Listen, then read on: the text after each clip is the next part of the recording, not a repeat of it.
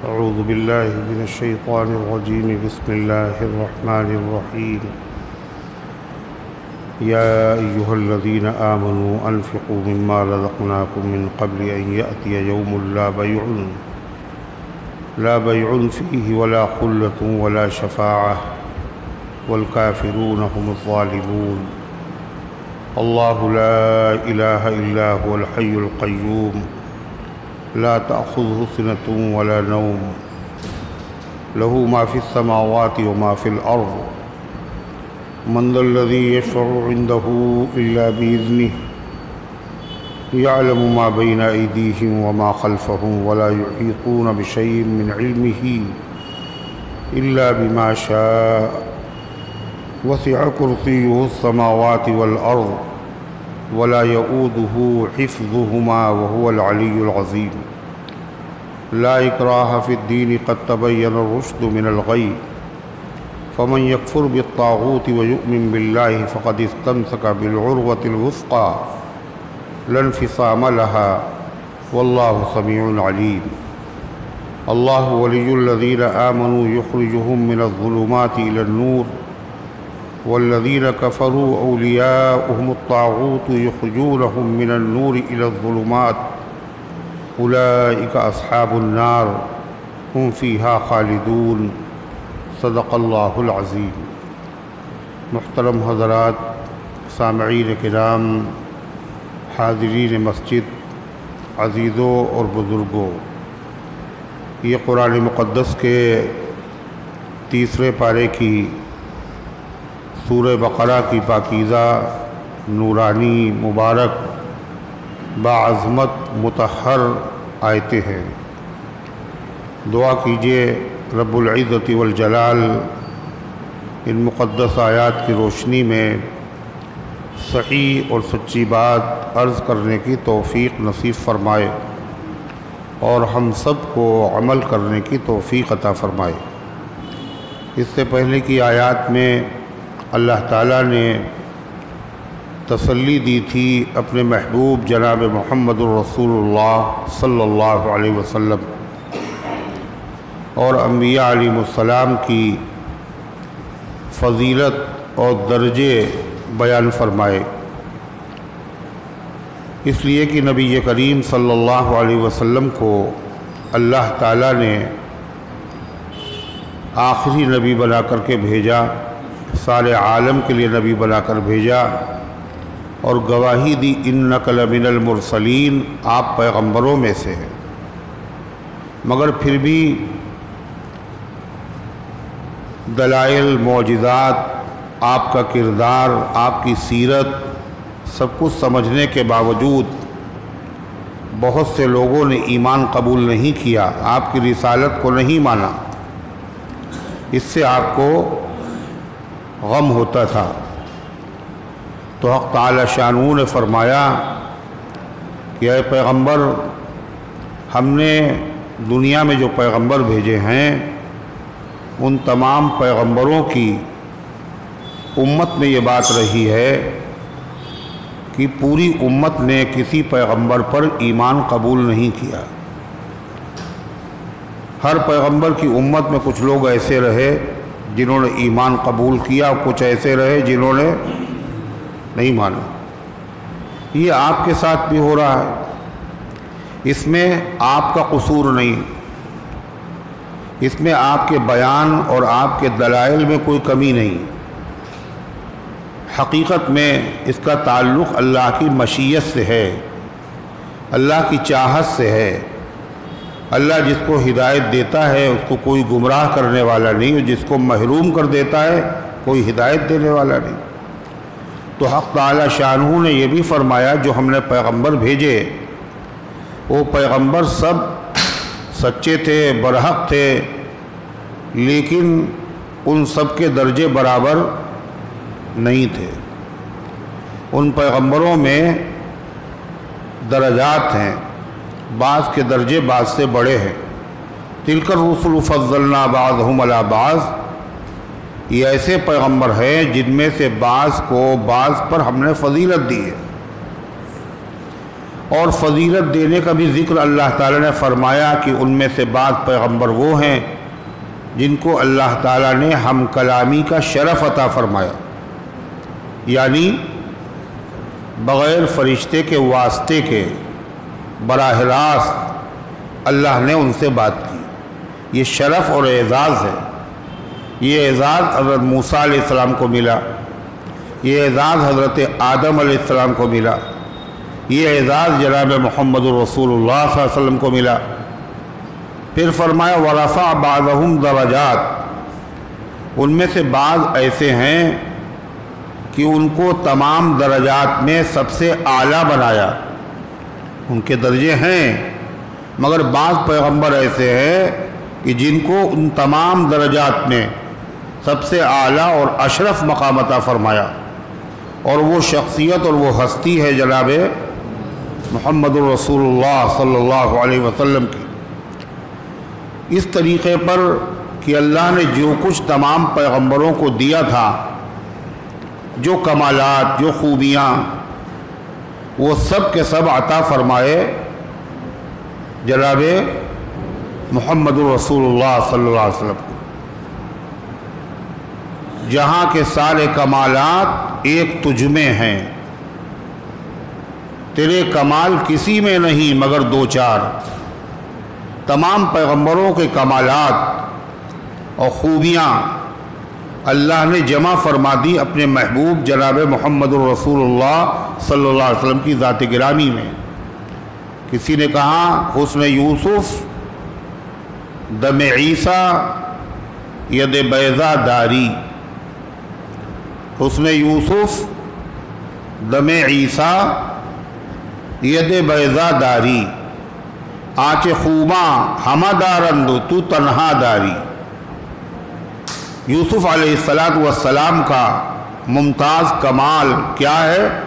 وہ سب سے حسین تھے، تو اللہ تعالیٰ نے آپ کے اندر بھی حسن کامل رکھا ہے۔ یوسف علیہ السلام کا حسن بھی ہے اور اس سے زیادہ بھی ہے۔ یوسف علیہ السلام کا حسن کیسا تھا؟ آدھی دنیا کا حسن اللہ نے یوسف علیہ السلام کو عطا فرمایا۔ آپ نے فرمایا شب معراج میں میں نے یوسف علیہ السلام کو دیکھا، قد اعطی شطر الحسن، ان کو حسن کا آدھا حصہ اللہ نے دے دیا۔ جس کے پاس آدھا حصہ ہو اس کے حسن کا اندازہ کیجئے کتنا وہ حسین ہوگا۔ اور یوسف علیہ السلام کا حسن کتنا زیادہ تھا یہ اللہ نے خود قرآن میں بیان فرمایا، اور جو چیز اللہ نے قرآن میں بیان فرمائی وہ چیز 100% برحق ہے۔ اور اللہ جب بیان کرتا ہے کسی چیز کو تو اللہ کے بیان کا انداز نرالا ہے۔ اللہ نے یہ نہیں کہا کہ یوسف علیہ السلام بہت حسین تھے، بہت جمیل تھے، یہ نہیں کہا، بلکہ یہ کہا کہ عزیزان مصر کے امراء وزراء کی بیگمات اور ان کی بیویوں نے جب ایک نظر یوسف علیہ السلام پہ ڈالی تو پھر کیا ہوا؟ فلما رأینہ اکبرنہ، کیا کہا؟ فقطعن ایدیہن، تو انہوں نے اپنے ہاتھوں کی انگلیاں کاٹ ڈالی۔ ان کے ہاتھوں میں پھل تھے اور چھریاں تھیں اور کاٹ رہی تھی وہ۔ اتنی دیر میں عزیز مصر کی بیوی نے کہا کہ ذرا آپ باہر آ جائیے۔ جیسے ہی آپ باہر آئے اور ان کی نظر پڑی تو مدہوش ہو گئیں، وہ ہوش نہیں رہا۔ وہ چھریاں اور وہ چاقو جو پھل پر چل رہے تھے وہ ان کی انگلیوں پہ چل گئے، ہاتھ کٹ رہے ہیں، ان کو احساس بھی نہیں۔ فقطعن ایدیہن، انہوں نے اپنی ہاتھوں کو کاٹ ڈالا۔ یہ انتہا ہے کاہے کی؟ حسن کی۔ آدمی اتنا مدہوش ہو جائے اس کو اپنا بھی احساس نہ رہے، ہاتھ زخمی ہو رہے ہیں اور احساس نہیں ہو رہا ہے۔ اتنا حسن اللہ نے عطا فرمایا تھا یوسف علیہ السلام. اللہ تعالیٰ نے یہ حسن بھی محمد رسول اللہ صلی اللہ علیہ وسلم کو دیا اور اس سے زیادہ بھی دیا. زیادہ کیسے دیا کہ یوسف علیہ السلام کو دیکھ کر مصر کی خواتین نے انگلیاں کاٹ لیں، مگر نبی کریم علیہ السلام کو دیکھ کر انگلیاں نہیں کاٹی گئیں. تو زیادہ کیسے ہوا؟ کہ زیادہ ہے. زیادہ اس لیے ہے کہ مصر کی ان عورتوں نے تو انگلیاں کاٹیں، مگر جس کے گھر میں یوسف علیہ السلام رہتے تھے، عزیز مصر کی بیوی جس کو زلیخا بتایا جاتا ہے، اس نے کبھی بھی اپنے ہاتھ بولو نہیں کاٹی، اور اس کے گھر میں رہتے ہیں. وجہ کیا ہے؟ وجہ یہ ہے، یہ حسن صباحت تھا. حسن صباحت کہتے ہیں ایسے حسن کو جس میں اس قدر روشنی ہو کہ جس سے آنکھیں خیرہ ہو جائیں اور چکا چوندھ ہو جائیں. پہلی مرتبہ جب نظر پڑے آدمی کی تو آنکھیں چکا چوندھ ہو جائیں، اس کو حسن صباحت کہتے ہیں. لیکن جب آدمی اس کو دیکھتا رہے برابر، تو پھر دیکھنے کی طاقت اور قوت اور سہار پیدا ہو جائے. ایک مرتبہ دیکھا تو کچھ اور اثر ہے، اور مسلسل جب دیکھتے رہے تو پھر وہ کیفیت نہیں ہوتی. چونکہ جو مصر کی خواتین نے ایک ہی مرتبہ دیکھا تھا، ان کا یہ حال ہوا. جس کے گھر میں رہتے تھے آپ، عزیز مصر کی بیوی، وہ مسلسل دیکھ رہی تھی. دیکھتے دیکھتے اس کی آنکھوں میں سہار اور قوت پیدا ہو گئی. اب اس کا یہ حال نہیں ہوا. اس کو کہتے ہیں حسن صباحت. اور ایک ہوتا ہے حسن ملاحت. کیا ہوتا ہے حسن ملاحت؟ کسے کہتے ہیں؟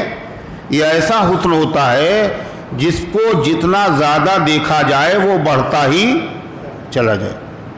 ایک مرتبہ دیکھا، نظر آیا حسن، دوبارہ دیکھا غور سے تو اور بڑھ گیا. جتنی مرتبہ دیکھا جائے، یزیدک وجہہ حسنا اذا ما زدتہ نظرا. شاعر کہتا اس کا حسن بڑھ جاتا ہے جتنا تم دیکھو.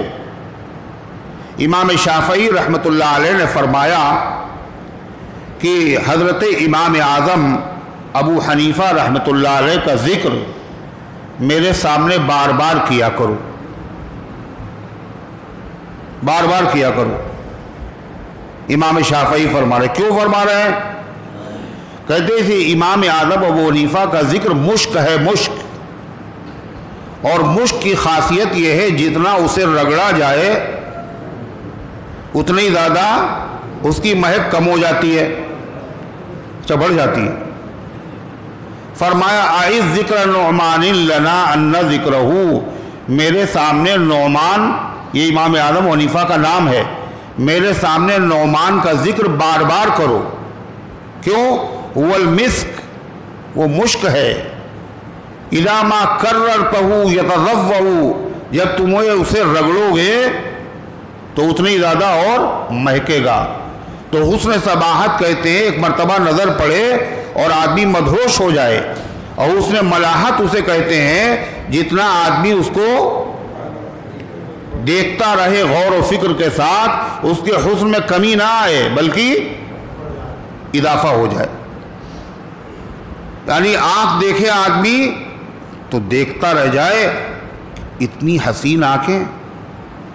اس کے بعد جب ناک پہ نظر پڑے تو اس کو دیکھتا رہ جائے. اس سے اچھی ناک اتنے حسین و خوبصورت نہیں ہو سکتی. پھر اس کی نظر ہونٹوں پہ پڑ گئی تو اس سے اچھے ہونٹ نہیں ہو سکتے. آنکھ جب عارض انور کی ثنا کرتی ہے، عارض کہتے ہیں گال کو.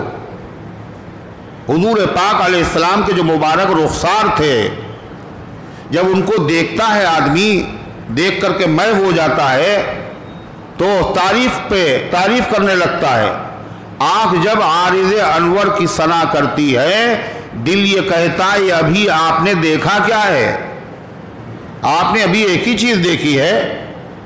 یہ فرق تابہ قدم ہر کجا کی مین نگرم، فرق کہتے ہیں فارسی میں متھے کو، اور قدم کہتے ہیں، قدم کسے کہتے ہیں نہیں معلوم، قدم نہیں پتہ کسے کہتے ہیں؟ ہاں تو پھر اتنی دیر میں کیوں بولے؟ قدم کسے کہتے ہیں؟ پیروں کو۔ یہ فرق پیشانی سے لے کر کے قدم تک ہر کجا کی می نگرم، میں جہاں بھی نظر ڈالتا ہوں، کرشمہ دامن دل می کشد کی جا ایجاز، ہر جگہ اپنی طرف متوجہ کر رہی ہے اور کہہ رہے کیا دیکھ رہے ہو؟ ارے اس کو دیکھو، اس کو کیا دیکھ رہے ہو؟ اس کو دیکھو۔ تو غرض ہے کہ اللہ تبارک و تعالیٰ نے نبی کریم علیہ السلام کو جو حسن عطا فرمایا تھا وہ حسن ملاحت تھا، اور یوسف علیہ السلام کو جو حسن ادا کیا تھا وہ حسن صباحت تھا، وہ بھی معجزہ تھا اور یہ بھی معجزہ ہے۔ حضرت عائشہ صدیقہ رضی اللہ تعالیٰ عنہ ایک مرتبہ انہوں نے دیکھا نبی کریم علیہ السلام گھر میں اپنی مبارک چپل ٹاک رہے تھے۔ اللہ کے نبی شہنشاہ کونین مگر اپنا کام اپنے ہاتھ سے کر رہے، اپنی مبارک چپل ٹاک رہے، اور عرب کی گرمی، اور وہاں آج کل تو ٹیکسی چلانے والے، مزدوری کرنے والے، ہر آدمی کے وہاں اے سی لگا ہوا ہے، اس کے بغیر گزارا نہیں۔ اس زمانے میں اے سی کا تصور بھی نہیں تھا۔ فرماتی ہے کہ آپ چپل ٹاک رہے تھے اور گرمی کی وجہ سے آپ کی پیشانی پر پسینے کے قطرے نظر آئے، تو دیکھا حضرت عائشہ صدیقہ نے، وہ مسکرانے لگی۔ آپ نے فرمایا کیوں مسکرا رہی ہو؟ کہا مجھے یہ منظر دیکھ کر ایک شاعر کا شعر یاد آیا۔ کیا شعر یاد آیا؟ لواما زلیخا لو رأین جبینہ لآثرن بالقطع القلوب علی الایدی۔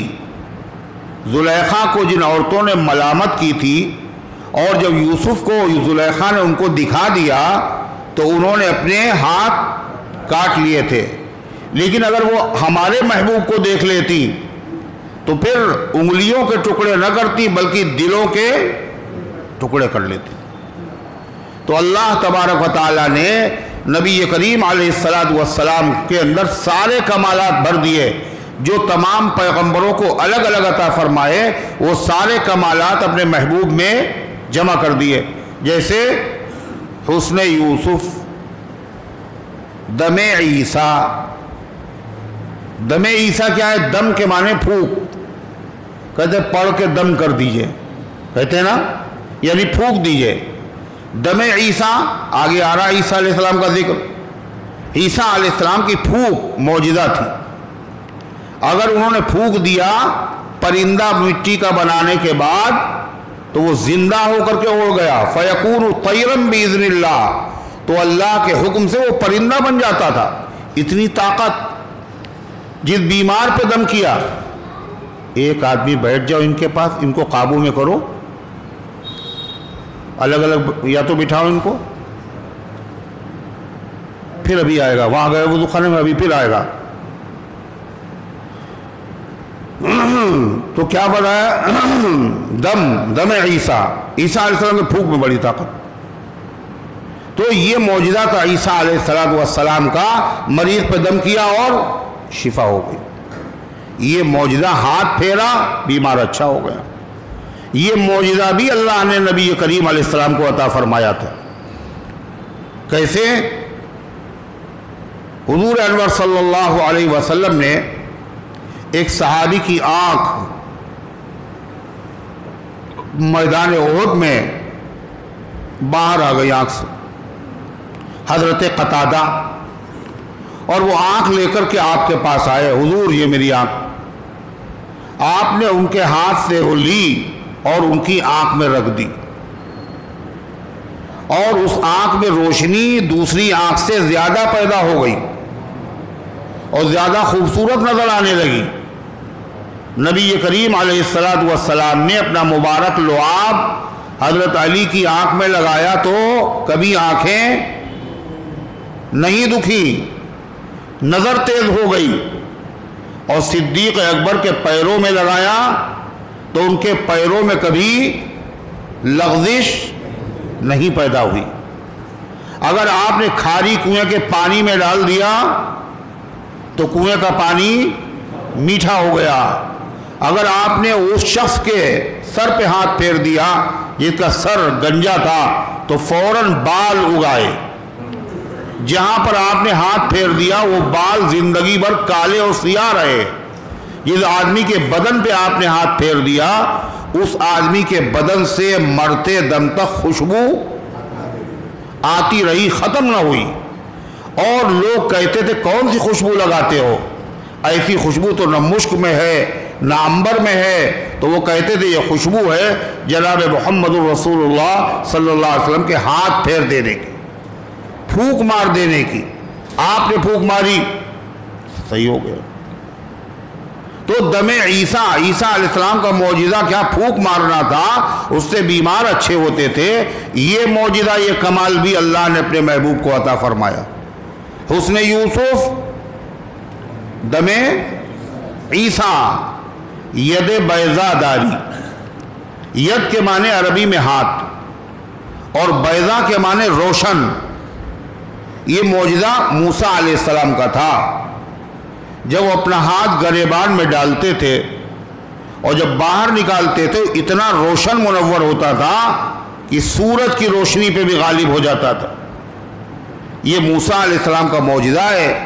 یہ معجزہ بھی اللہ تعالیٰ نے اپنے محبوب صلی اللہ علیہ وسلم کو عطا فرمایا۔ دو صحابی آپ کی خدمت میں رہے، رات ہو گئی، تاریک رات تھی۔ اس زمانے میں ایمرجنسی لائٹ وغیرہ، ٹارچ بھی نہیں تھی، واپسی کا مسئلہ تھا۔ تو آپ صلی اللہ علیہ وسلم نے ان کو دعا دی۔ جب وہ چلے تو دونوں کی چھڑیاں روشن ہو گئیں، یعنی ہاتھ نہیں روشن ہوا بلکہ امتی کی چھڑی میں اللہ کے نبی نے روشنی پیدا کر دی اور اس کی ٹارچ کی روشنی میں وہ اپنے گھر تک پہنچ گئے۔ ایک صحابی کی آنکھ کے پاس پیشانی منور ہو گئی۔ تو غرضے کی جو معجزے الکمالات اللہ نے تمام نبیوں کو دیے تھے وہ سارے معجزات اور کمالات اللہ نے جمع فرما دیے جناب محمد رسول اللہ صلی اللہ علیہ وسلم میں۔ کیا کہا؟ حسن یوسف، دم عیسیٰ، ید بیضا داری۔ آپ یوسف کا حسن رکھتے ہیں، آپ حضرت عیسیٰ علیہ السلام کی پھونک کا اثر رکھتے ہیں، اور آپ موسیٰ علیہ السلام کے ہاتھ کی چمک بھی رکھتے ہیں۔ آچے خوبا ہمدارن، جو خوبیاں جو کمالات سارے پیغمبر الگ الگ رکھتے ہیں، تو تنہا داری، وہ سارے کمالات آپ کی ذات میں اکیلے موجود ہیں۔ ذات احمد میں سمٹ آئے ہیں کتنے اوصاف، حسن یوسف، دم عیسیٰ، ید بیضا دیکھو۔ سارے کمالات اللہ نے جو نبیوں میں بکھرے ہوئے تھے وہ سب جمع فرما دیے۔ وہ تو تھے، اس کے علاوہ اللہ نے اپنے محبوب کو کچھ ایسی خصوصیات دی تھی جو کسی پیغمبر کو نہیں عطا فرمائیں۔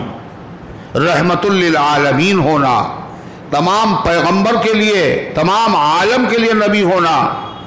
اسی طریقے سے آپ صلی اللہ علیہ وسلم کا معجزہ چاند کا دو ٹکڑے ہو جانا، حضور پاک علیہ السلام کی امت کے لیے پوری دنیا کی زمین کو مسجد بنا دینا اور اس زمین کو مٹی کو پاکی کا ذریعہ، تیمم کا ذریعہ بنا دینا۔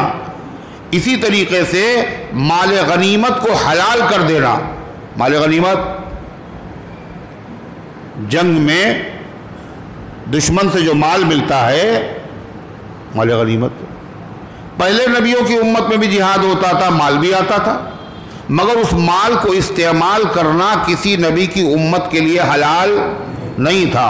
وہ سارا مال ایک میدان میں رکھ دیا جاتا اور آگ آتی اور اس کو کھا کے ختم کر دیتی. یہ تو علامت تھی یہ جہاد قبول ہو گیا. قربانی پہلے زمانے کے پیغمبروں کی شریعت میں بھی تھی، مگر اس قربانی کے گوشت کو کھانا حلال اور جائز نہیں تھا. یہ کمال و خصوصیت اللہ کے نبی صلی اللہ علیہ وسلم کی امت کے لیے ہے. ان کی قربانیاں کو کیا ہوتا تھا؟ اگر قربانی قبول ہوئی تو آگ اسے کھا جاتی تھی. سب سے پہلے قربانی کس نے پیش کی؟ قرآن میں ذکر ہے آدم علیہ السلام کے دو بیٹوں نے، حابیل اور قابیل نے. اذ قربا قربانا فتقبل من احدهما ولم يتقبل من الاخر. وہ وقت یاد کرنے کے لائق ہے جب آدم کے دو بیٹوں نے قربانی پیش کی، ایک کی قبول ہوئی اور ایک کی قبول نہیں ہوئی. حابیل کی قبول ہوئی اور قابیل کی نہیں قبول ہوئی. کیسے قبول ہوئی؟ آگ نے آ کے کھا لیا. تو اللہ تعالیٰ فرماتا ہے کہ ہم نے پیغمبروں میں سے بعض کو بعض پر فضیلت دی ہے، جیسے بعض کو اللہ نے ہم کلامی کے شرف عطا فرمایا بغیر فرشتے کے براہ راست بات کی، اور بعض کو اللہ تعالیٰ نے تمام درجوں میں فضیلت عطا فرمائی، جیسے جناب محمد رسول اللہ صلی اللہ علیہ وسلم. روایت میں آتا ہے کہ ایک دن ایک مسلمان کی ملاقات ایک یہودی سے ہوئی اور آپس میں بات چیت ہونے لگی. تو یہودی نے کہا کہ موسیٰ علیہ السلام سب سے افضل ہیں. اس نے کہا والذی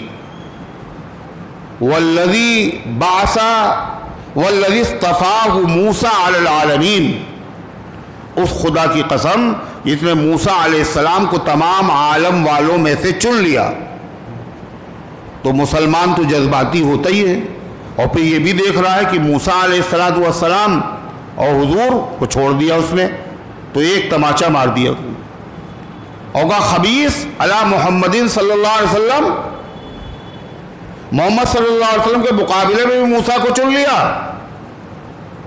اب وہ یہودی شکایت لے کر نبی کریم صلی اللہ علیہ وسلم کی خدمت میں حاضر ہوا. آپ نے جب سنا تو آپ نے کیا فرمایا؟ لا تخیرونی علی موسیٰ، مجھے موسیٰ پر فضیلت مت دو، موسیٰ سے مجھے افضل مت کہو. ایک روایت. دوسری روایت میں ہے لا تخیرونی بین الانبیاء، انبیاء کے درمیان فضیلت میں آگے مت بڑھا کرو، یہ افضل ہے، یہ افضل ہے، یہ افضل ہے. تیسری روایت میں ہے ولا اعلم ان احدا اقول انه افضل من یونس بن متی، میں نہیں جانتا ہوں کہ کوئی یونس علیہ السلام سے بھی افضل ہوا. اب دو باتیں سامنے آئیں. کون کون؟ قرآن کی آیت یہ بتا رہی ہے کہ نبیوں میں درجے ہیں، اور قرآن کی آیت سے یہ بھی پتہ چل رہا ہے کہ سب سے افضل نبی حضور پاک صلی اللہ علیہ وسلم ہیں. ادھر حدیث میں ہے کہ مجھے موسیٰ سے افضل مت کہو، اور ادھر یہ بھی ہے کہ یونس علیہ السلام سے افضل کوئی نہیں ہے. آپ یہ فرما رہے ہیں. تو حدیث اور قرآن میں ٹکراؤ ہو گیا، تعارض ہو گیا. قرآن کہہ رہا ہے اور دوسری حدیثوں سے پتہ چلتا ہے کہ تمام انبیاء میں سب سے افضل آپ ہیں، اور یہ حقیقت ہے، روز روشن کی طرح آیا ہے. لیکن حدیث سے یہ پتہ چلتا مجھے فضیلت نہ دو، تو پھر کون سی صورتحال ہے؟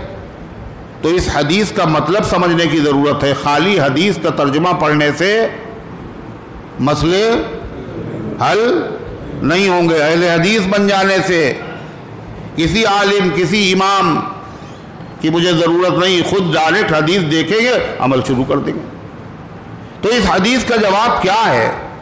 کہ اس کا مطلب یہ ہے اللہ کے رسول صلی اللہ علیہ وسلم یہ بتا رہے ہیں کہ اپنی مرضی سے، اپنی عقل سے، بغیر کسی دلیل کے مجھے دوسرے نبیوں پر فضیلت مت دو. قرآن اور سنت میں جو میرے فضائل موجود ہیں ان فضائل کا ذکر کرو، لیکن اپنی طرف سے فضائل عقل کی روشنی میں مت بیان کرو، اس لیے کہ یہ مسئلہ عقلی نہیں ہے۔ افضل ہونے کا مطلب کیا ہے؟ یہ نبی افضل ہیں، اس کا مطلب اللہ کے وہاں ان کا درجہ زیادہ ہے۔ جب اللہ کے وہاں درجہ زیادہ ہے تو یہ آپ کو کیسے پتہ چلا ہے؟ کس کو معلوم ہوگا؟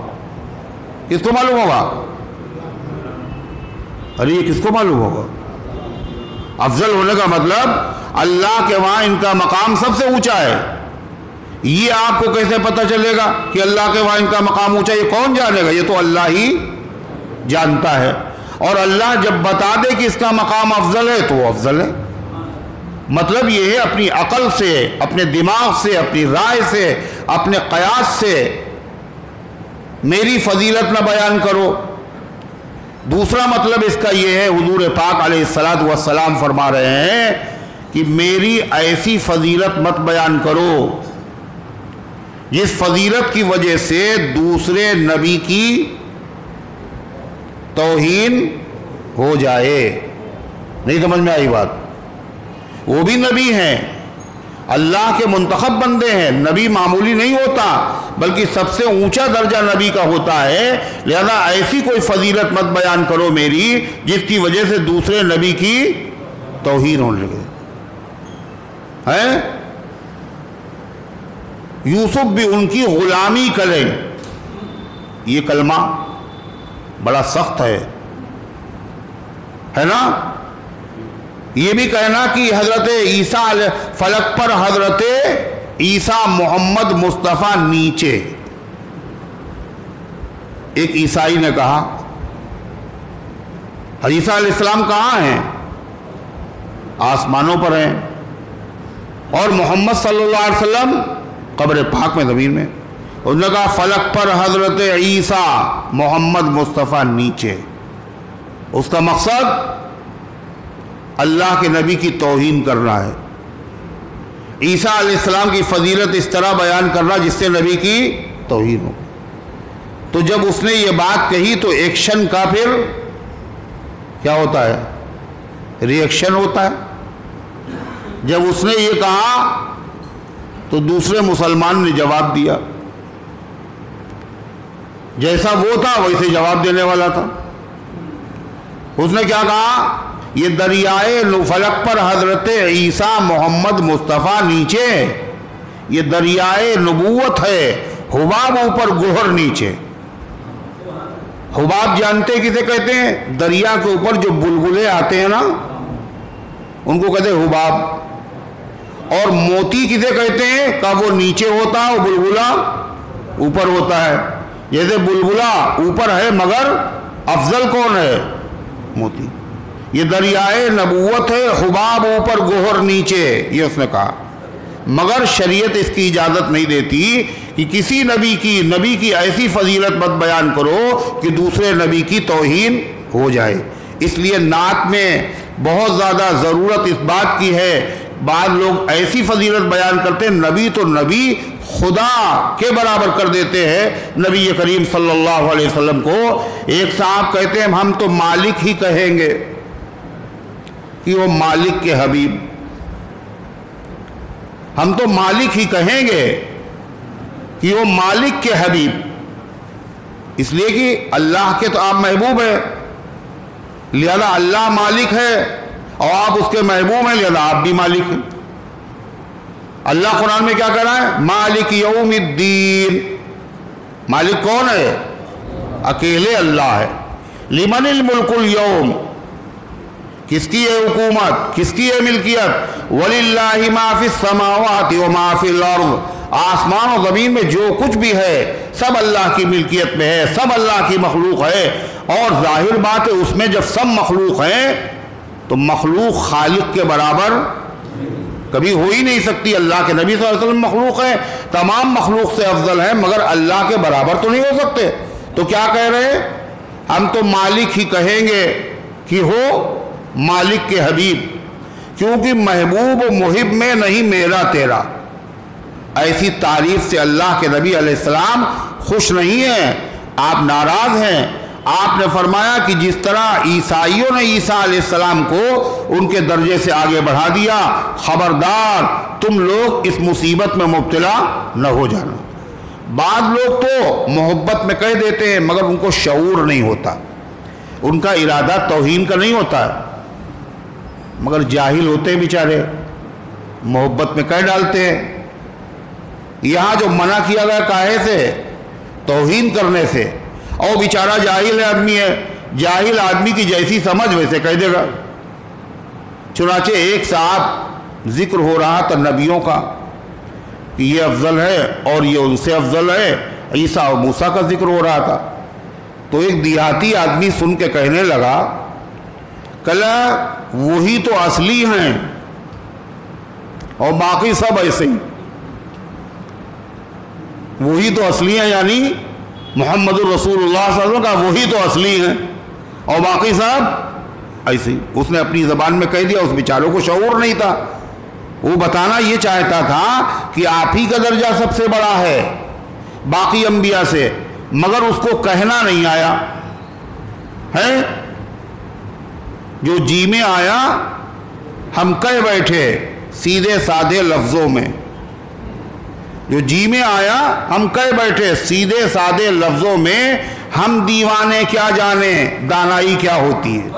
بات کرنے کا سلیقہ ہی نہیں ہے، اس بنیاد پر یہ بات اس کی زبان سے نکل گئی۔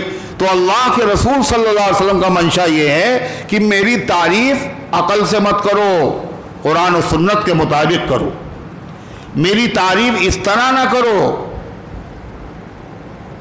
کس طرح؟ کہ دوسرے نبی کی توہین ہو جائے۔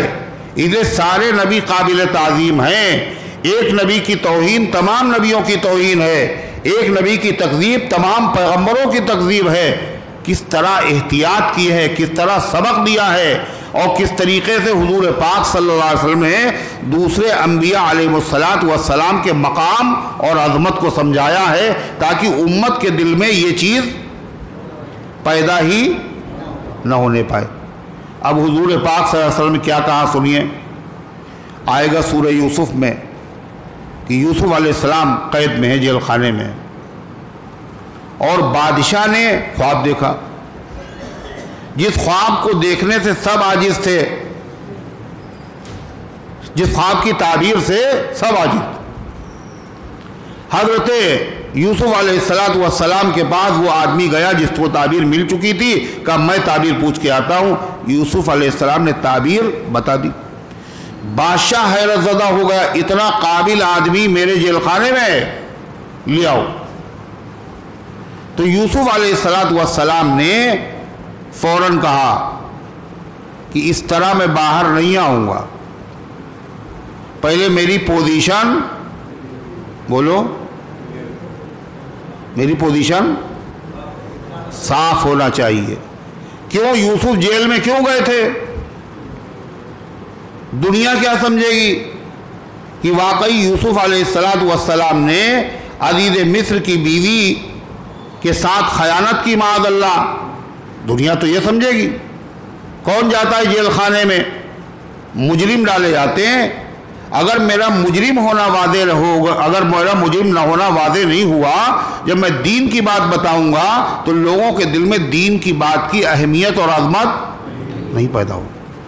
یوسف علیہ السلام نے کہا پہلے ان خواتین سے پوچھئے جنہوں نے اپنے ہاتھ کاٹ لیے تھے، وہ میرے بارے میں گواہی دیں، بتائیں کہ میری پوزیشن کیا ہے۔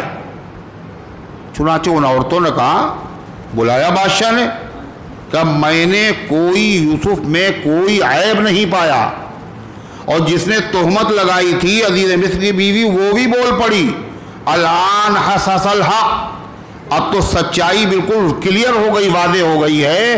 یوسف نے نہیں، میں نے برا ارادہ کیا تھا، یوسف نے نہیں، میں نے برا ارادہ۔ اب یوسف آ رہے میدان میں، باہر جیل خانے سے نکل، اللہ کے نبی نے جب یہ واقعہ بیان کیا تو آپ نے فرمایا یوسف کی بڑائی بیان کرنے کے لیے، تاکہ ہر امتی کے دل میں ہر پیغمبر کی عظمت پیدا ہو۔ آپ نے کیا کہا؟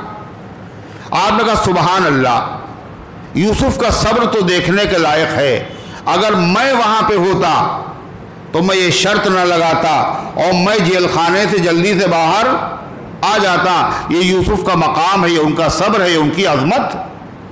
پچھلے درس میں نے بتایا تھا، کیا کہا تھا نبی کریم علیہ السلام نے؟ کاش کی موسیٰ علیہ السلام تھوڑا اور صبر کر لیتے۔ خضر کے ساتھ جو واقعے پیش آئے 3، اور موسیٰ علیہ السلام نے ان پہ روک ٹوک کی، تو 3 واقعے جو بتائے حضرت خضر نے، اس میں یہ حکمت تھی، اس میں یہ حکمت تھی، اس میں یہ حکمت تھی۔ کاش کی موسیٰ تھوڑا اور صبر کر لیتے تو ہمیں اور حکمتیں معلوم ہو جاتی۔ یہ قول بھی نبی کا ہے، یہ فعل بھی نبی کا ہے، یعنی انبیاء علیہ السلام میں کسی کی توہین نہ ہو۔ پھر ایک بات یہ رہتی ہے کہ آپ نے کہا میں نہیں کہتا ہوں کہ میں یونس علیہ السلام سے افضل ہوں، میں نہیں کہتا ہوں، حالانکہ آپ یونس علیہ السلام سے افضل ہیں، اور نبی کی ہر بات سچ ہوتی ہے۔ تو پھر اس حدیث کا جواب کیا ہوگا؟ سمجھ رہے ہو کیا؟ کچھ نہیں سمجھ رہے ہو؟ آپ نے خود کہا میں نہیں کہتا ہوں کہ یونس علیہ السلام سے میں افضل ہوں، اور حالانکہ آپ یونس علیہ السلام کیا ہر پیغمبر سے افضل ہیں، تو آپ تو یہ کہہ رہے میں نہیں جانتا ہوں کہ میں افضل ہوں۔ تو اس میں اور قرآن کی نصوص میں ٹکراؤ ہو گیا۔ آپ سب سے افضل ہیں اور آپ کہتے ہیں میں نہیں کہتا ہوں میں سب سے افضل ہوں۔ تو اس کا جواب یہ ہے، یہ بات جس وقت آپ نے کہی تھی اس وقت اللہ تعالیٰ کی طرف سے آپ کو یہ نہیں بتایا گیا تھا کہ آپ تمام پیغمبروں سے افضل ہیں۔ اس وقت آپ نے یہ بات کہی تھی، اور بعد میں اللہ تبارک و تعالیٰ نے آپ کو بتایا کہ آپ کا مقام تمام پیغمبروں سے افضل ہے۔ پھر آپ نے صحابہ کے سامنے بھی بیان کیا کہ میرا مقام دوسرے انبیاء علیہ السلام سے اعلیٰ اور برتر ہے۔ آپ نے کیا کہا؟ انا سید ولد آدم یوم القیامہ، میں قیامت کے دن تمام آدم کی اولاد کا سردار ہوں گا، ولا فخرا۔ آپ نے فرمایا سب سے پہلے سفارش کرنے والا میں ہوں گا، اور میں اس پر فخر نہیں کرتا۔ آپ نے فرمایا قیامت کے دن حمد کا جھنڈا بیدی، میرے ہاتھ میں ہوگا، اور سارے انبیاء اس جھنڈے کے نیچے ہوں گے، میں اس پر فخر نہیں کرتا۔ آپ نے فرمایا سب سے پہلے سفارش کرنے کی اجازت مجھے ملے گی، اور میں اس پر فخر نہیں کرتا۔ تو جب آپ کو علم ہوا تو آپ نے فضیلت بیان فرمائی۔ تو غرض کہ اللہ تعالیٰ نے یہ بتایا کہ پیغمبر بہت آئے ہیں، پیغمبروں کے درجات بھی ہیں، لیکن کسی پیغمبر کے ساتھ ایسا نہیں ہوا کہ اس کی امت نے، پوری امت نے اس کا کلمہ پڑھ لیا ہو۔ یہی آپ کے ساتھ بھی ہو رہا ہے۔ اللہ تعالیٰ نے پھر فرمایا، حضرت عیسیٰ علیہ السلام کا ذکر فرمایا کہ ہم نے ان کو واضح دلائل دیے اور روح القدس سے ان کی تائید کی۔ پھر اللہ فرماتا یہ جو اختلاف ہوا، حق واضح ہو گیا، صورت بھی دیکھ لی، سیرت بھی دیکھ لی، معجزات بھی دیکھ لیے، پھر بھی نہیں مانا، تو اللہ کہتا ہے اس میں آپ غمزدہ نہ ہوئیے، اس میں آپ کی تبلیغ میں کمی نہیں ہے، آپ کے سمجھانے کا قصور نہیں ہے، بلکہ حقیقت میں یہ اللہ کی مشیت اور مرضی ہے۔ اگر اللہ نہ چاہتا تو سارے کے سارے لوگ کلمہ پڑھ لیتے، اور کوئی آدمی اختلاف نہ کرتا، اور آپس میں جھگڑا اور اختلاف بھی نہ ہوتا۔ اللہ نے کیوں چاہا؟ اللہ کی حکمت ہے، اللہ کا ہر کام حکمت والا ہوتا ہے، چاہے ہمیں معلوم ہو چاہے نہ معلوم ہو، ہمیں ایمان لانا واجب ہے۔ اللہ تعالیٰ نے پھر ارشاد فرمایا، یا ایھا الذین آمنوا انفقوا مما رزقناکم من قبل ان یأتی یوم لا بیع فیہ ولا خلہ۔ قرآن کی سورہ بقرہ میں 1000 چیزوں کا حکم دیا ہے اللہ نے، اور پورے قرآن میں نامعلوم کتنے حکم ہوں گے۔ اللہ کے حکموں پر عمل کرنا یہ انسان کے اوپر شاق ہے، گراں ہے، کھلتا ہے، نہیں کھلتا۔ اگر کھلتا نہ ہوتا تو مسجد نمازیوں سے بری ہوتی۔ مشکل ہے نہیں، مگر مشکل معلوم ہوتا ہے۔ زکوٰۃ دینا اللہ کا حکم ہے کہ سارے بندے زکوٰۃ دے رہے ہیں، اور پوری پوری دے رہے ہیں. کیوں؟ کھل رہا ہے. حج کرنا، اللہ کے جتنے حکم ہیں وہ انسان کے اوپر شاق ہوتے ہیں، گراں ہوتے ہیں، مشکل اسے معلوم ہوتے ہیں. اور اللہ کے تمام حکموں میں سب سے مشکل کام جو بندوں کو معلوم ہوتا ہے وہ دو ہے. وہ کون کون سے ہیں؟ ایک اللہ کے راستے میں مال دینا، دوسرے اللہ کے راستے میں جان دینا. ارے ہے یا نہیں؟ سب سے مشکل. اور زیادہ تر اللہ کے حکموں کا تعلق مال سے ہے یا جان سے ہے؟ آدمی جو دنیا میں گناہ کرتا ہے، اللہ کی نافرمانیاں کرتا ہے، اس نافرمانی کا سبب بھی دو ہی چیزیں ہیں، جان کی محبت اور مال کی محبت. اس لیے حق تعالی شانہ نے قرآن کریم کی اس آیت میں بندوں کو مال دینے کا، اس سے پہلے جان دینے کا حکم دیا تھا. اللہ خالی حکم نہیں دیتا بلکہ حکم پر عمل کرنا آسان ہو جائے، اللہ تعالیٰ وہ ترکیب بھی بندوں کو بتاتا ہے. خالی آرڈر نہیں ہے کل 12 بجے رات سے 1000 کا نوٹ کاغذ کی ردی کے برابر ہو جائے گا، کوئی ویلو نہیں رہے گی. چاہے پبلک کا نقصان ہو، چاہے لوگ مر جائیں، کتنے مر گئے، کتنے اٹیک پڑ گئے، یہ احکم الحاکمین کا معاملہ ہے. اللہ کو ہر بندے سے محبت ہے بے انتہا. اللہ تعالیٰ نے جو حکم دیے ہیں بندوں کو فائدے کے لیے دیے ہیں.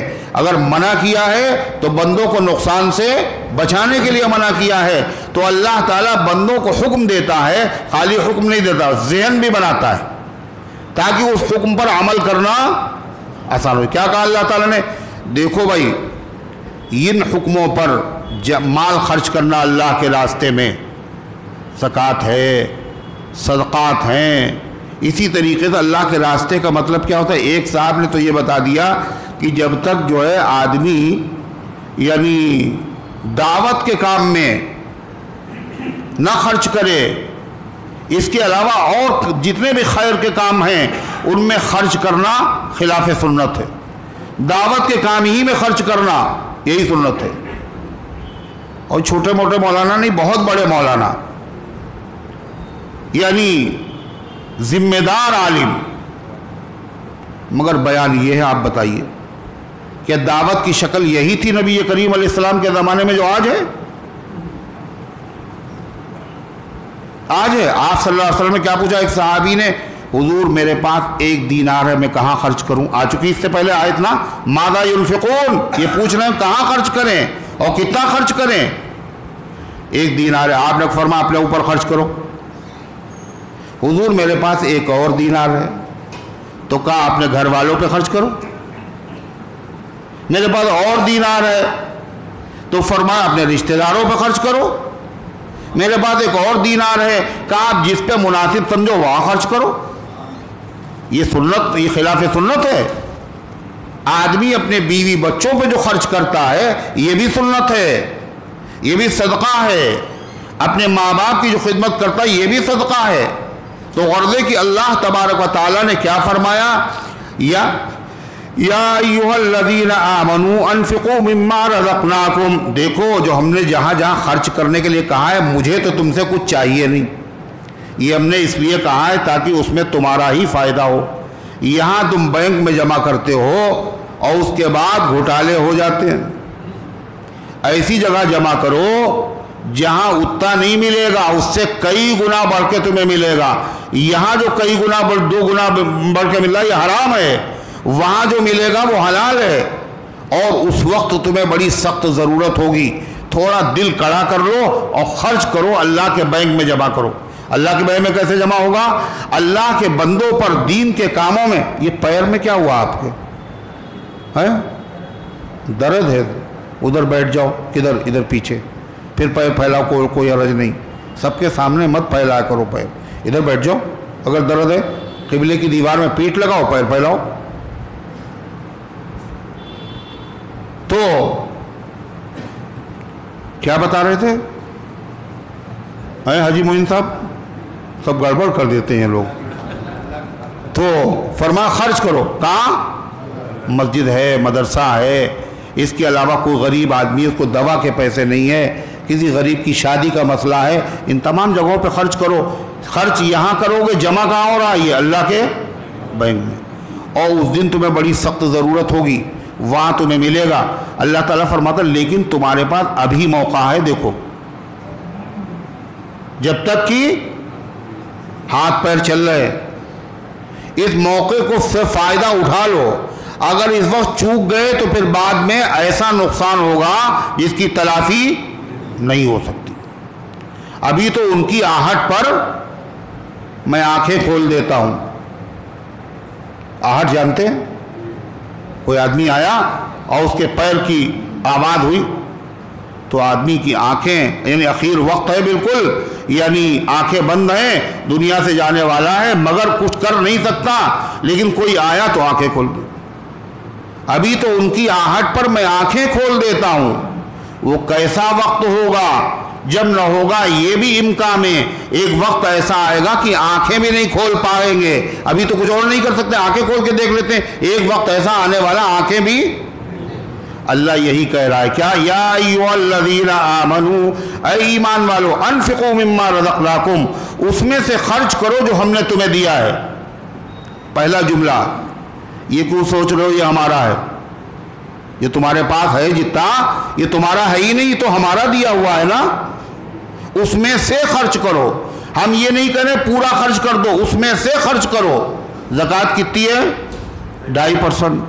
100 میں سے 2.5 روپیے خرچ کرو اور 97.5 اپنے پاس رکھو. یہ بھی مشکل ہے تمہیں؟ یہ پورا دیا ہوا ہمارا، اس میں سے تھوڑا سا خرچ کرنے کے لیے ہم تم سے کہہ رہے ہیں انفقوا مما رزقناکم، خرچ کرو اس میں سے جو ہم نے تمہیں دیا ہے. من قبل ان یاتی یوم، ایسے دن کے آنے سے پہلے، لا بیع فیہ، جس میں خرید و فروخت، کہ نیکی ہے نہیں ہمارے پاس، نیکی کم ہے، چلو پیسے دے کے کسی سے خرید لیں، یہ نہیں ہوگا وہاں. ولا خلۃ، اور وہاں دوستی بھی نہیں ہوگی. دوستی میں آدمی کیا کرتا ہے، چلو بھائی ہم مدد کرتے ہیں، کچھ تمہیں دیے دیتے، تمہیں ضرورت ہے تو اپنی ضرورت پوری کر لو. وہاں دوستی بھی کام نہیں آئے گی. کوئی ایک آدمی نیکی دینے کے لیے تیار نہیں. اور دوستی تو چھوڑیے، وہاں قرابت بھی کام نہیں آئے گی. سب سے قریبی آدمی، سب سے محبت کرنے والا ماں اور باپ، یہ بھی ایک نیکی دینے کے لیے بولو تیار نہیں ہو. اور آدمی تمہید بیان کرے گا. حدیث میں آتا تمہید مطلب ڈائریکٹ نہیں مانگے گا، پہلے کیا کہے گا، اچھا یہ بتاؤ دنیا میں ہم تمہارے بچوں سے کہے گا باپ تھے، اور کھینچو ذرا زور سے آوازیں ہوں لوگ تمہیں دیکھیں،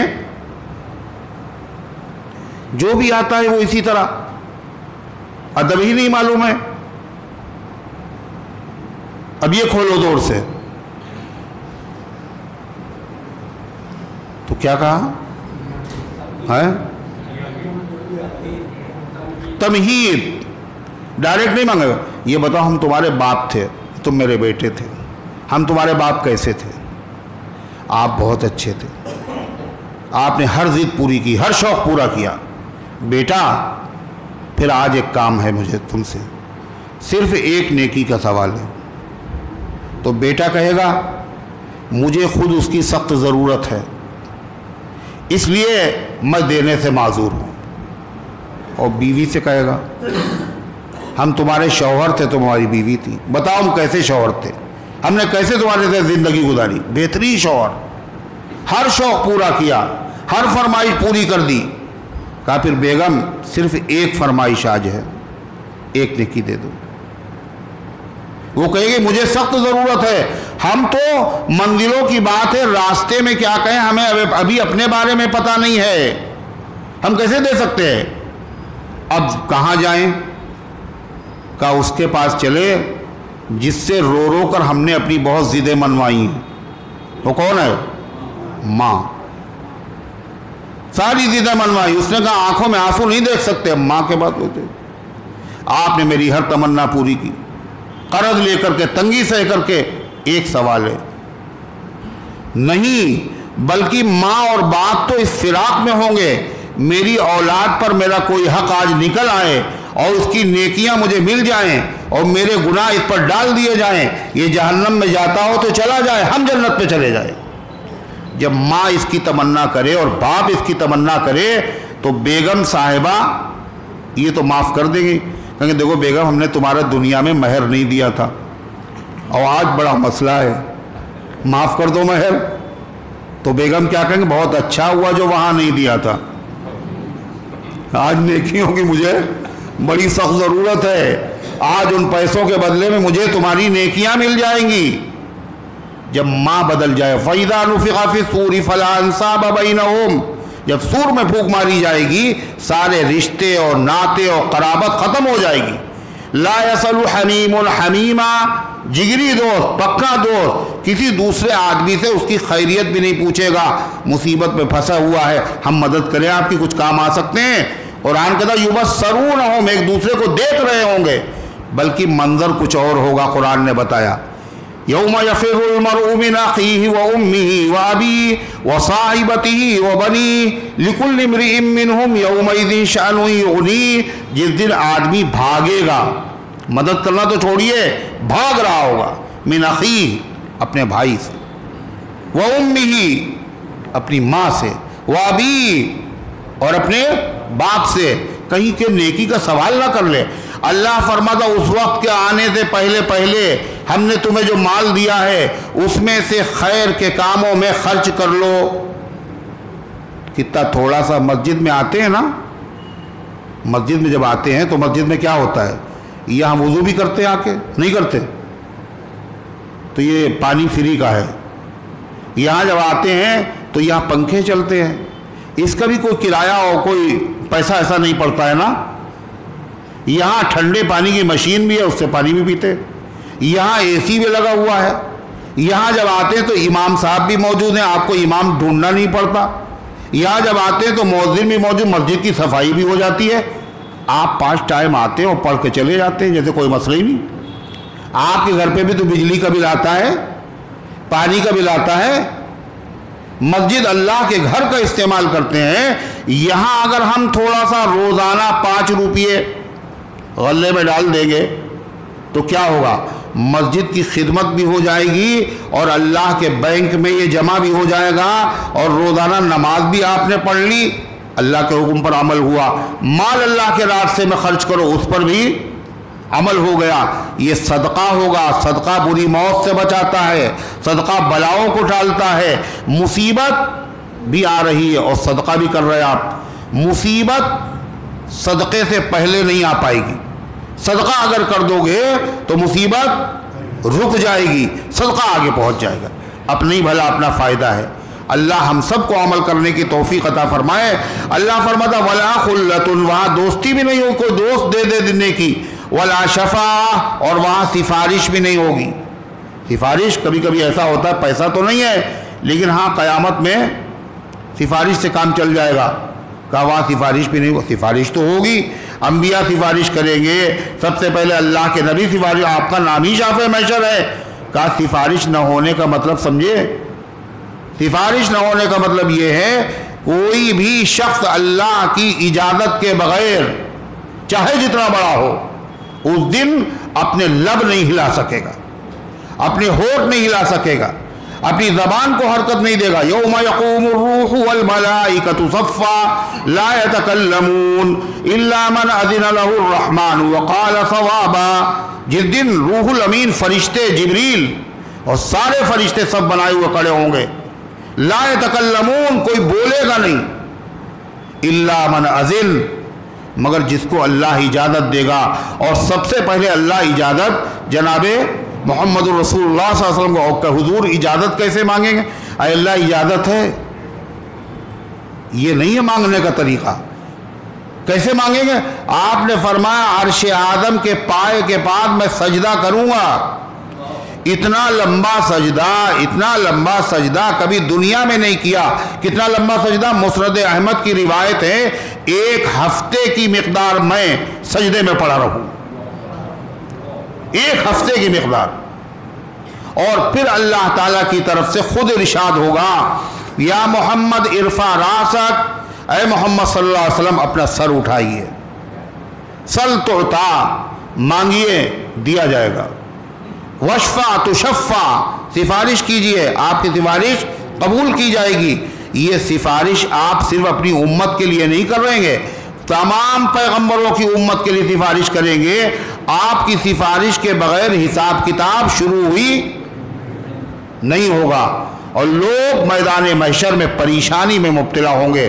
آدم علیہ السلام سے لے کر کے آخر پیغمبر کی امت تک، اور اس قدر گرمی، گناہوں کی مقدار پسینہ، کسی کے گھٹنے تک، کسی کی کمر تک، اور کسی کے سینے تک، کسی کے منہ تک، جتنے گناہ اتنا پسینہ، اور یہ پسینہ اتنا عاجز کرے گا، آدمی تمنا کرے گا مجھے موت آ جائے اور پسینے سے نجات مل جائے۔ آپ سوچئے آدمی مرنا ہی نہیں چاہتا ہے کبھی؟ موت کی جب آدمی تمنا کرتا ہے، اس کا مطلب جس مصیبت میں مبتلا ہے وہ موت سے بھی زیادہ بڑی۔ یوم یقوم الناس لرب العالمین، جس دن سارے انسان رب العالمین کے سامنے کھڑے ہوں گے، پریشان، اللہ حساب کتاب ہو جائے، پتہ چل جائے کہاں جانے کے لائق ہیں اور جلدی سے پہنچ جائیں۔ اب سارے پریشانی کے عالم میں کس سے کہیں، کہاں جائیں، کسے دیکھیں، کسے فریاد کریں؟ پھر آپس میں مشورہ کریں گے، آدم کی ہم سب اولاد ہیں، لہذا باپ ہی ابائی کے پاس چلو۔ آدم کے پاس پہنچے، پورا میدان محشر سفارش کر دیجئے، کہیں گے لست لہا، یہ میرا کام نہیں ہے۔ ہاں تمہیں طریقہ بتاتے ہیں، تم نوح علیہ السلام کے پاس چلے جاؤ، وہ بھی معذرت کریں گے، طریقہ بتائے دیتے ہیں۔ تم ابراہیم علیہ السلام کے پاس چلے جاؤ، وہ بھی معذرت کریں گے۔ یہ کون لڑکا ہے؟ یہ یہاں آگے آؤ۔ ارے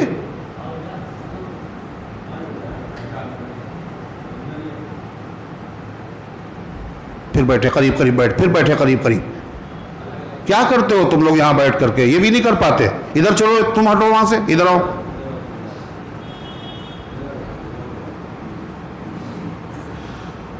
پھر اخیر میں حضرت عیسیٰ علیہ السلام کے پاس، اور عیسیٰ علیہ السلام کہیں گے اب جائیے، آپ ایک ہی جگہ سے کام بن سکتا ہے۔ سارے لوگ محمد صلی اللہ علیہ وسلم کے پاس، آپ کہیں گے انا لہا، میں تمہارا یہ کام کروں گا، اور پھر آپ سجدہ کریں گے، اتنا طویل سجدہ، اور اس کے بعد پھر سفارش شروع ہوگی۔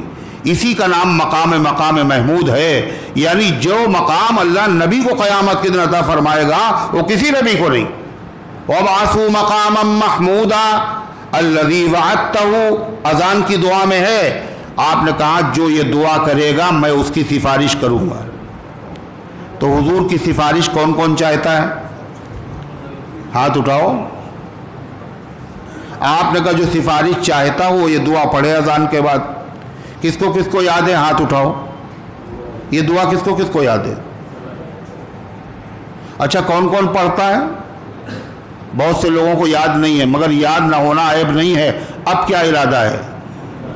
ارے حضور کی سفارش چاہیے نا، تو پھر کیا کریں گے؟ یاد کریں گے۔ کب؟ کریں مرنے سے پہلے یاد کرنے کا ارادہ کرو گے، اللہ آسان کر دے گا، بڑی جلدی یاد ہو جائے گی، ہے نا؟ تو اسی کا نام مقام محمود ہے، جو اللہ تعالیٰ صرف محمد الرسول اللہ صلی اللہ علیہ وسلم کو عطا فرمائے گا۔ قرآن کریم میں فَتَہَجَّدْ بِهِ نَافِلَةً لَكَ، اے پیغمبر آپ تہجد پڑھا کیجئے۔ تہجد تو تمام امت کے لیے ہے، نَافِلَةً لَكَ یہ آپ کے اوپر ایک زائد فریضہ ہے۔ امت پر 5 وقت کی نماز، آپ پر 6 وقت کی نماز۔ اس نماز کی برکت سے کیا ہوگا؟ عَسَىٰ أَن يَبْعَثَكَ رَبُّكَ مَقَامًا مَحْمُودًا، امید ہے اللہ تعالیٰ آپ کو سب سے اونچا مقام قیامت کے دن عطا فرمائے گا۔ اس مقام کا نام مقام محمود ہے، حضور پاک صلی اللہ علیہ وسلم کو۔ تو اللہ کے نبی علیہ السلام سفارش کریں گے۔ قرآن کی آیت میں ولا شفاعہ، سفارش نہیں ہوگی، اس کا مطلب کیا ہے؟ اللہ کی اجازت کے بغیر سفارش نہیں ہوگی۔ سفارش کے لیے 2 شرطیں ہیں، ایک اجازت ہو، دوسرے جس کے لیے سفارش کی جا رہی وہ سفارش کے لائق بھی ہو. اگر وہ لائق نہیں ہوگا تو بڑے سے بڑا آدمی اگر سفارش کر دے تو سفارش قبول نہیں ہوگی. فما تنفعهم شفاعت الشافعین، اور سفارش کرنے والوں کی سفارش سے فائدہ نہیں ہوگا. کس کو نہیں ہوگا؟ ارے کس کو نہیں ہوگا؟ کہ جو ایمان سے محروم، ذرہ برابر بھی جس کے بعد ایمان نہیں ہے، کوئی بھی سفارش کرے سفارش سے کوئی فائدہ نہیں ہوگا. اللہ تعالیٰ نے فرمایا لہذا ایسا وقت آنے سے پہلے کیا کرو؟ خرچ کرو اللہ کے راستے میں. صدقہ، اس میں اس کا مطلب صدقے کا حکم کیوں ہے؟ جتنا پاور اس میں ہے دوسرے اعمال میں اتنا نہیں ہے. صدقہ کیا کرو. اچھا زندہ لوگ تو صدقہ کر سکتے ہیں، ہے نا؟ بھئی سن لیا اللہ نے جیب میں پیسہ دیا ہے کر دیا. مرنے والے کیسے صدقہ کریں گے؟ وہ تو نہیں کر سکتے. تو اپنے ماں باپ کی خدمت زندگی میں اگر نہ کر پائے، وہ قبروں میں چلے گئے، تو ان کی سب سے بڑی خدمت یہ ہے ان کی طرف سے صدقہ کیا کرو. ان کی طرف سے کون کرے گا؟ اور یہ بھی سمجھو ماں باپ کے مرنے کا انتظار مت کرو، مرے تو صدقہ کریں گے. یہ بھی سمجھ لیجئے. لوگ یہی سوچتے ہیں مغفرت کی دعا جب کریں گے جب ماں باپ مر جائیں گے. ایسا نہیں ہے. مغفرت کے لیے مرنا ضروری نہیں ہے. عمرہ کریں گے کہ انتقال ہو گیا فلاں کا، اچھا ٹھیک ہے ہم ان کی طرف سے عمرہ کر رہے ہیں، ان کی طرف سے طواف کر رہے ہیں، اور جب تک زندہ ہے ضرورت نہیں ہے تمہارے باپ کو. ہدیہ کب دو گے؟ کب مرنے دو پھر دیں گے. ارے زندگی میں بھی دو. لوگ یہی سمجھتے، غلط فہمی ہے. کسی نے اگر کہہ دیا رحمت اللہ علیہ تو کل خیریت، کہلے وہ تو زندہ ہے. ارے رحمت اللہ علیہ کا مطلب کیا ہے؟ اللہ ان پر رحمت نازل کرے تو کوئی گالی دی ہوئی کیا؟ اور زندہ آدمی کے اوپر اللہ رحمت نازل نہ کرے؟ ایسے ہی مغفرت، قرآن نے کیا کہا؟ ابراہیم علیہ السلام نے دعا مانگی، اور کیا مانگی؟ ربنا اغفر لی ولوالدی وللمؤمنین یوم یقوم الحساب. اے اللہ میری مغفرت کر دیجئے. ابراہیم ابو الانبیاء ہیں، زندہ ہیں. اے اللہ میری مغفرت کر دیجئے. اپنے لیے مانگ سکتے ہیں زندہ ہونے کی حالت میں. پھر وَلِوَالِدَيَّ، اور اے اللہ میرے ماں باپ کی مغفرت کر دیجئے. بس خالی اپنی اور اپنے گھر والوں کی فکر ہے، باقی لوگ باڑ چولہے میں جائیں. کہ یہ ایمان والوں کا کام نہیں ہے. ایمان والوں کا کام کیا ہے؟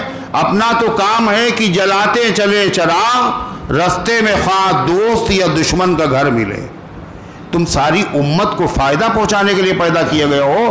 کنتم خیر امت اخرجت للناس، تم بہترین امت ہو، تم سارے انسانوں کو نفع پہنچانے کے لیے پیدا کیے گئے ہو. لہذا تمہارا کوئی نقصان نہیں ہوگا اگر تم یہ دعا کرو گے ربنا اغفر لی ولوالدی وللمؤمنین یوم یقوم الحساب. اے اللہ میری مغفرت فرما اور میرے ماں باپ کی مغفرت فرما، اور وللمؤمنین. باہر بیٹھ جائیے، کوئی حرج نہیں ہے. جب نماز ہو تو اندر آ جائیے گا. وللمؤمنین یوم یقوم الحساب، اور تمام ایمان والوں کی مغفرت فرما. کون تمام ایمان والے؟ خالی میرے امتی. ابراہیم علیہ السلام کہتے ہیں وللمؤمنین. آدم علیہ السلام سے لے کے آنے والے پیغمبر کی امت میں جتنے بھی ایمان والے ہیں اے اللہ ان سب کی مغفرت فرما دے. یوم یقوم الحساب، جس دن حساب کتاب ہو. تو یہ دعا بھی سکھا دی. اور قرآن میں اللہ تعالیٰ نے اس دعا کا ذکر کیا. قرآن میں یہ دعا ہے. بہت سی دعائیں قرآن میں کاہے کے لیے ہیں؟ ان کو یاد نہ کرنا، ان کو یاد نہ کرنا. یہ دعائیں قرآن میں اللہ نے ذکر کی ہیں. ان میں بتایا تم دعا نہیں کر پاؤ گے، ہم تمہیں دعا کرنے کا طریقہ بتاتے ہیں. الفاظ بتاتے ہیں، اور یہ وہ دعائیں جو ہمارے نبیوں نے مانگی ہیں، اور یہ وہ دعائیں جو ہم تم سے پہلے قبول کر چکے ہیں، تم اگر مانگو گے تو ہم قبول کر لیں گے۔ وہ قرآنی دعائیں یاد نہیں؟ ماں باپ کے لیے ایک دعا بتائی قرآن نے، کیا ہے وہ؟ ارے وہ تو یاد ہے بہت لوگوں کو، کیا ہے وہ؟ اب ڈرتے ڈرتے بتا رہے ہیں، ارے بتائیے نا، غلط ہوگا تو بتا دیا جائے گا، کیا ہے؟ رب ارحمہما کما ربیانی صغیرا۔ اللہ کا آرڈر ہے، سمجھ لیجئے، جس کا جی چاہے کہے، جس کا جی چاہے نہ کہے، اللہ کا حکم ہے یہ ہر اولاد کے لیے، اور کوئی اولاد ایسی نہیں ہے جس کے ماں باپ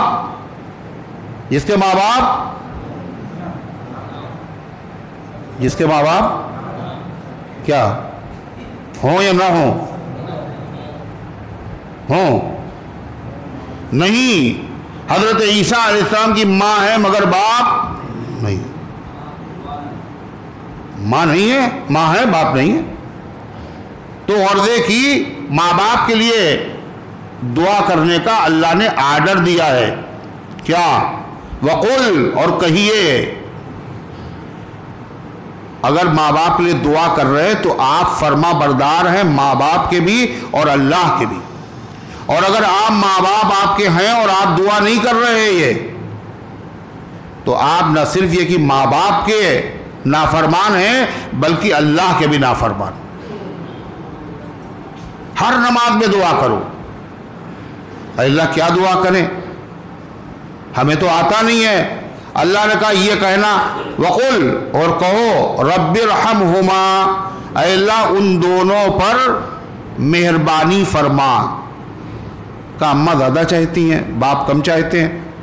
کہا چاہتے ہو نہ چاہتے ہو، احسان دونوں کا ہے، دونوں کا ہے، تمہیں کیا پتا؟ یہ تو قیامت کے دن پتا چلے گا۔ رب ارحمہما، اے اللہ ان دونوں پر مہربانی فرما، کما ربیانی صغیرا، جیسے انہوں نے بچپن کے زمانے میں ہماری پرورش کی تھی، رات رات بھر جاگتے رہے، بیمار ہو گئے، دوڑتے رہے، نیند حرام، سب کچھ چھوڑ دیا ترس کھا کر۔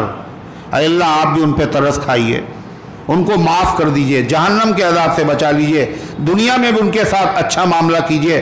جب یہ دعائیں کریں گے ماں باپ کے لیے بچے، تو خالی بچوں کا کام ہے ماں باپ کے لیے دعا کریں، ماں باپ کا کام نہیں ہے بچوں کے لیے دعا کریں۔ بتائیے، وہ بھی دعا کریں۔ وہ کیا دعا کریں؟ کوئی پہلو قرآن میں ایسا نہیں ہے جو اللہ نے چھوڑا ہو۔ ماں باپ کے لیے اولادیں دعا کریں، اور ماں باپ اولاد کے لیے دعا کریں۔ اولاد کے لیے کیا دعا کریں؟ کہنے لگے کہ مولانا صاحب لڑکا جو ہے وہ بچلن ہو گیا اور نیندیں حرام ہیں، صحبت بگڑ گئی، خاندان کا نام ڈبو رہا ہے، لڑکیاں غیروں کے ساتھ فرار ہو کے جا رہی ہیں، مرتد ہو رہی ہیں۔ ایک سروے کے مطابق، آپ کو پتہ نہیں ہے، ہوش اڑ جائیں گے آپ کے، اس لکھنؤ میں 1000 لڑکیاں غیر مسلموں کے ساتھ فرار ہو چکی، مرتد ہو چکی، مسلمان لڑکیاں۔ ان کا ذمہ دار کون ہے؟ ان کی مائیں، ان کے باپ۔ اس کی نوبت آئی کیوں؟ کلکم راعٍ وکلکم مسئول عن رعیتہ، تم میں کا ہر آدمی گھر کا ذمہ دار ہے، اور ہر گھر کے بڑے سے اس کی ذمہ داری کے بارے میں قیامت کے دن پوچھا جائے تو یہ ہوا کیسے؟ آگ لگی ہوئی ہے، آگ، ایمان جل رہا ہے، نیکیوں کا گودام جل گیا، عزت ڈاؤن ہو گئی۔ مسلمانوں کے لیے اتنا ایسا وقت تو کبھی نہیں آیا۔ آپ سوچئے کمی کہاں ہے،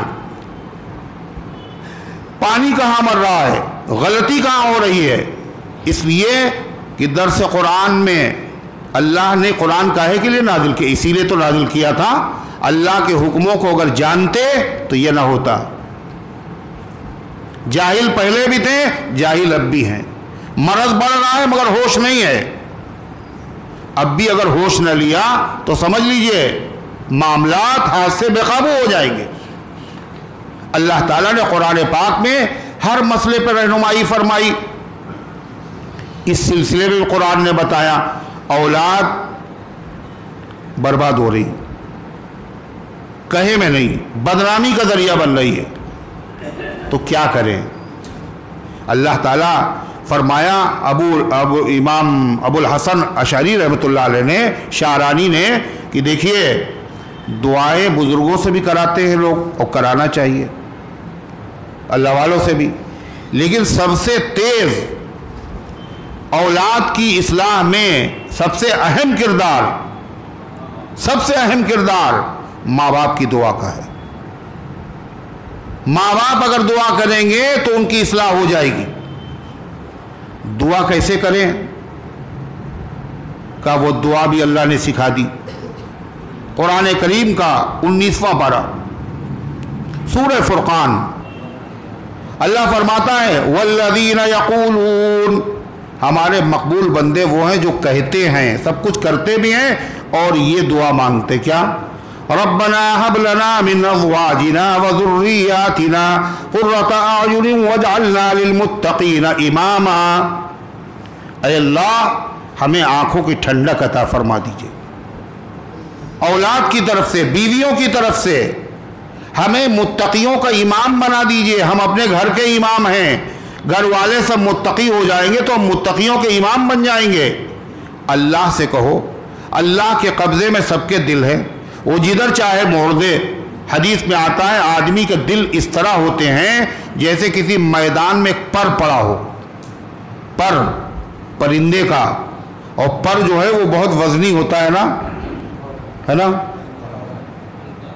کیا کہہ رہے ہو، بہت ہلکا، اور ہوائیں ادھر پلٹ رہی ہیں ایسے ویسے ایسے ایسے، کوئی ٹھیک نہیں، صبح مومن ہے شام کو کافر ہو جائے، شام کو مومن ہے صبح کافر ہو جائے۔ اس لیے ہر آدمی کو ضرورت ہے اللہ سے مانگنے کی، اولاد کے لیے بھی مانگو، اپنے لیے مانگو۔ کیا مانگیں؟ یا مقلب القلوب ثبت قلبی علی دینک، اے دلوں کو الٹنے پلٹنے والے میرے دل کو اپنے دین پر جمائے رکھیے۔ کتنی آسان دعا، یا مقلب القلوب، پڑھو، یا مقلب القلوب ثبت قلبی علی دینک، یا مقلب القلوب ثبت قلبی علی دینک، یا مقلب القلوب ثبت قلبی علی دینک۔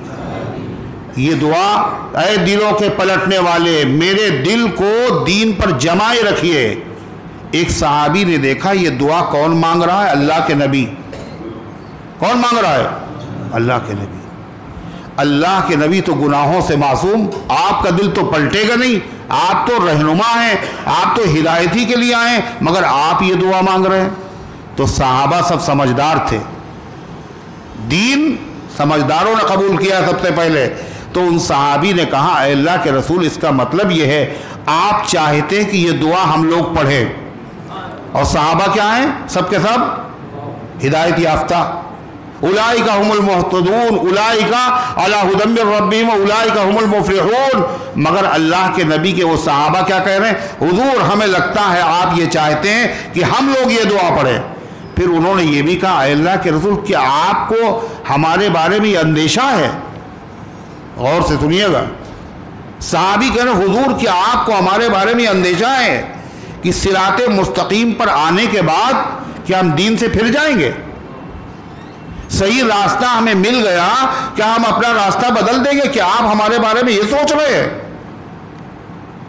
آپ نے فرمایا سنو، یہ دل اللہ کے قبضے میں ہے، اور بین اصبع الرحمن، اللہ کی دو انگلیوں کے درمیان میں ہے، یقلبها کیف یشاء، جس طرح چاہتا ہے پلٹ دیتا ہے۔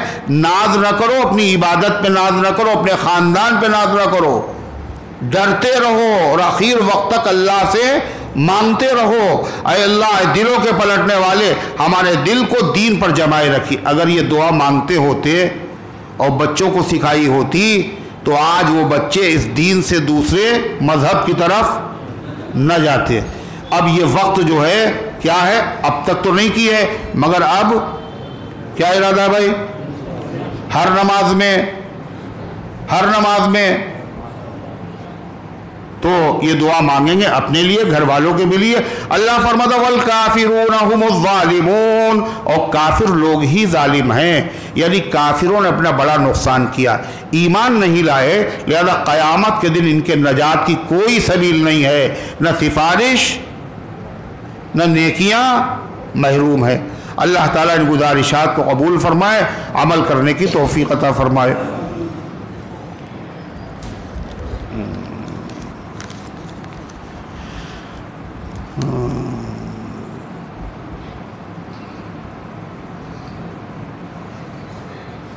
کیا لکھا ہے بھائی؟ کاہے کا آپریشن؟ ایک بچہ ہے 10 سال کی عمر ہے اور وہ بیمار ہے، اس کا آپریشن ہونا ہے۔ 10 سال کا جو بچہ بیمار، اس کا آپریشن ہو چکا ہے۔ ہاں 2 سال کا جو بچہ ہے اس کا بھی آپریشن ہونا ہے۔ ہاں مدراس ہسپتال میں بھرتی ہے اور اس بچے کا جو انگلش میں بولتے ہیں وہ چڑھ رہا ہے بڑے آلے میں، چھوٹے آلے کے بڑے آلے میں چڑھ رہا ہے۔ اچھا خیر، 10 سال کی عمر کا ایک بچہ ہے، اس کا آپریشن ہو چکا ہے، 2 سال کا بچہ ہے، اس کا آپریشن ہونا ہے، اور ایک کی دوا اور ایک کا خون دوسرے کو چڑھ رہا ہے۔ جو بھی نوبت ہو، بہرحال اللہ تعالیٰ اس کے حال پر رحم فرمائے اور اس بچے کو اور تمام بچوں کو اللہ شفا عطا فرمائے۔ محمد زکریا کی بہن عمرانہ خاتون کی طبیعت خراب ہے، دعا کیجیے اللہ شفا عطا فرمائے۔ محمد ابرار کی طبیعت خراب ہے، محمد سعید کی والدہ کی طبیعت خراب ہے، آراف کی والدہ کی طبیعت خراب ہے، محمد نسیم کی طبیعت خراب ہے۔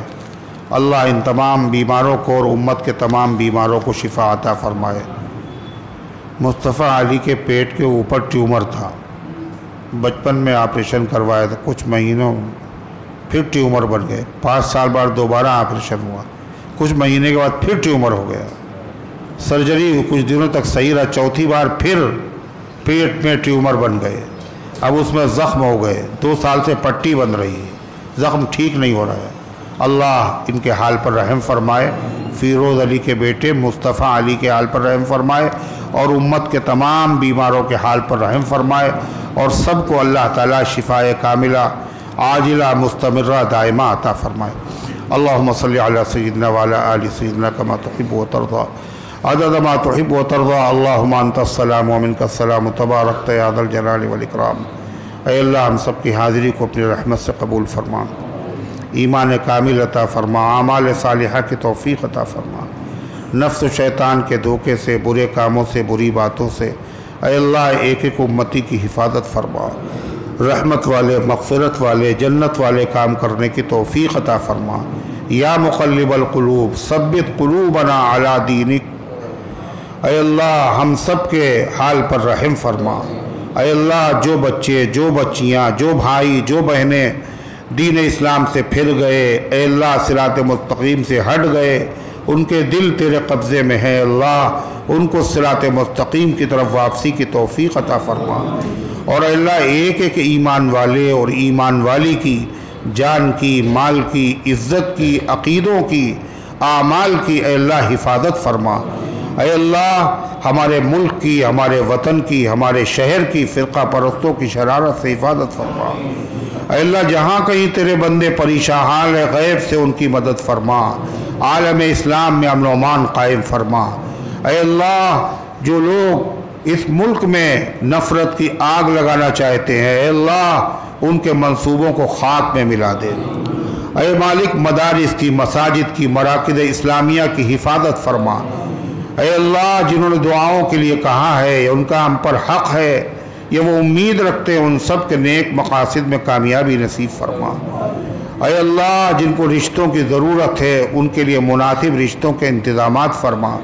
جن کے رشتے طے ہو چکے ہیں، آسانی کے ساتھ اے اللہ پائے تکمیل تک پہنچا دے۔ اے اللہ جو لوگ رشتے ہونے کے بعد اولاد سے محروم ہیں، ان کو نیک اور صالح اولاد عطا فرما۔ جن کا کاروبار خراب ہے اللہ ان کے کاروبار میں برکت عطا فرما۔ اے اللہ جو ملازمت کی تلاش میں ہیں ان کو اچھی ملازمت عطا فرما دے۔ اے مالک جو دنیا سے جا چکے ان سب کی مغفرت فرما، ہم سب کو اسلام پر زندہ رکھ، ایمان پر موت دے، ایمان والوں کے ساتھ حشر فرما، آمین یا رب العالمین۔